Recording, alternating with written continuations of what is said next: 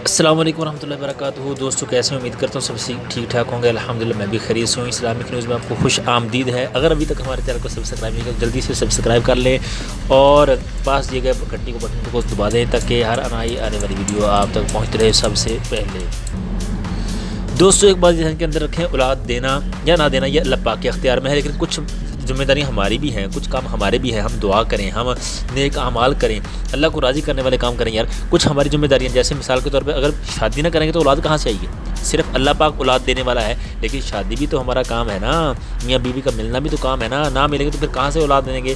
تو کچھ ہماری بھی ذمہ داریاں ہیں، ان ذمہ داریوں میں ہمیں اللہ پاک سے دعا کرتے رہنا، ذکر اذکار کرتے رہنا، وظائف کرنا، کسی سے دعا کروا لینا، کوئی عمل کرنا، اس میں کوئی کسی قسم کا حرج نہیں ہے۔ یہ وسیلے ہیں، یہ یہاں پر رہتے ہوئے، دنیا کے اندر رہتے ہوئے ہمارے لیے بھی کچھ ذمہ داریاں ہیں، ہمارے کچھ کام ہیں۔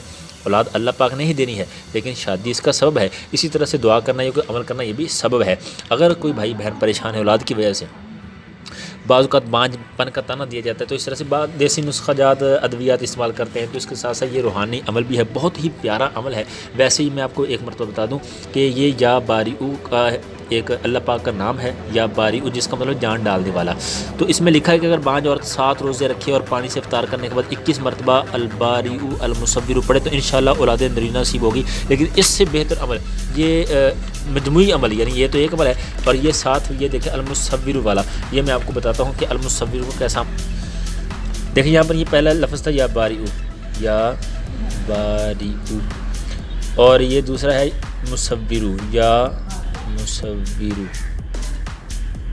تو یہ جو عمل ہے نا یا مصور والا، تو یہ مجھے زیادہ پسند ہے یا باریعو سے، اور یہ الفاظ ایک ہی جیسے ہے۔ اور ان میں آپ کو بتا دیتا ہوں میں آپ کو کہ کرنا آپ نے کیا ہے۔ یہ المصور یہاں پر لکھا ہے تصویر بنانے والا، المصور، لیکن آپ نے یا مصور پڑھنا ہے جل جلالہ، اور اس میں ہے کیا، اس کا مطلب ہے تصویر بنانے والا۔ تو کہتے ہیں کہ اگر بے اولاد عورت اس اسم مبارک پر یوں عمل کرے کہ 7 روزے رکھے، کتنے 7 روزے رکھنے ہیں، اور افطار کرنے کے وقت ان تینوں ناموں یعنی یا خالق، یا باریعو، یا مصور، ان تینوں ناموں کو آپ نے پڑھنا ہے، یا خالق، یا باریعو، یا مصور، ان تینوں ناموں کو 21 مرتبہ پڑھ کر ایک گلاس پانی پر دم کرے اور اس پانی سے افطار کرے تو انشاءاللہ اسے اولاد حاصل ہوگی۔ جو بانجھ پن کا تانا دیتے ہیں، بانجھ پن کا کہتے ہیں، یا پھر جو عورتیں کسی وجہ سے بھی وہ اولاد سے محروم ہیں، تو یہ عمل یار اتنا خاص، اتنا اوکھا نہیں ہے، بالکل آسان سا عمل ہے۔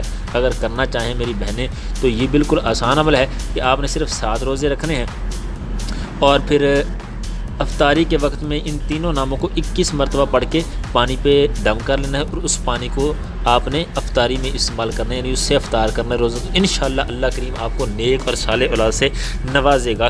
السلام علیکم ورحمۃ اللہ وبرکاتہ۔